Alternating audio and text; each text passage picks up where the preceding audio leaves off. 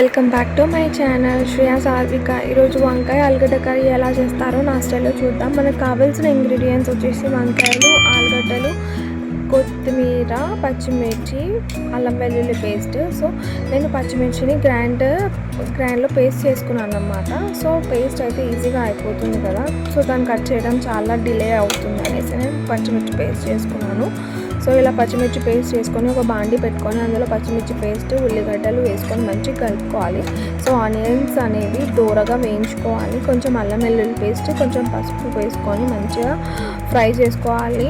ఈ ఆనియన్స్ కానీ పచ్చిమిర్చి కానీ అంతా పచ్చితనం అనేది పోవాలి. తర్వాత వంకాయలు ఆలుగడ్డలు వేసుకోవాలి.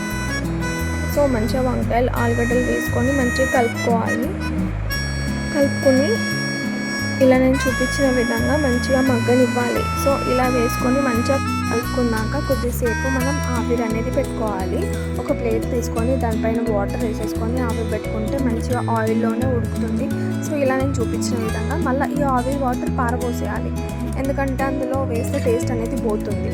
సో ఇట్లా మంచిగా మగ్గనించి, అంటే మీకు ఎలా మెత్తగా తినాలనుకుంటే మెత్తగా ఫ్రై చేసుకోవచ్చు, కొంచెం గట్టిగా తింటారు. సో మీకు ఎలా తింటారో అలా మంచిగా ఇలా నూనె పైకి తేలేంతవరకు మంచిగా ఫ్రై చేసుకోవాలి ఆలుగడ్డ వంకాయని. సో లాస్ట్కి కొత్తిమీర వేసుకోవచ్చు, లేదంటే ఫస్టే వేసుకొని కూడా చేసుకోవచ్చు. సో నేను కొత్తిమీర అనేది ఫస్టే వేసుకున్నాను అన్నమాట. సో ఫస్టే వేసేసుకొని నేను అందులోనే మగ్గించుకున్నాను. సో ఇలా నేను చూపించిన విధంగా మీరు చేసుకుంటే రెసిపీ అనేది చాలా బాగా వస్తుంది.